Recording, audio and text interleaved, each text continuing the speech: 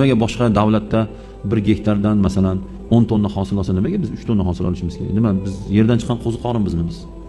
Nimaga ular 4 marta hosil oladi, biz 2 marta hosil olamiz? Nima biz qo'ziqorinmizmi? Vaholanki ajdodlarimiz bilan maqtanyapmiz. Ha, Ibn Sino bizniki. To'ppa-to'g'ri.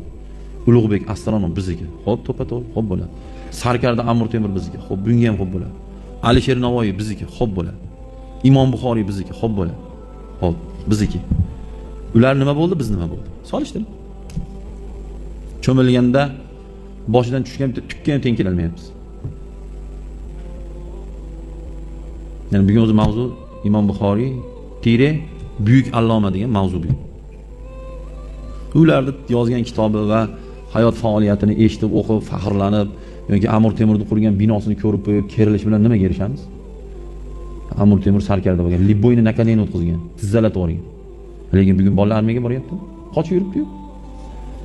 Bor armiyaga avtomat tusha qo'lingga, forma kiy, shug'ullan, burus qil, bir erkakligini his qil. Armiyaga bormayapti-yu, o'g'il bolalar.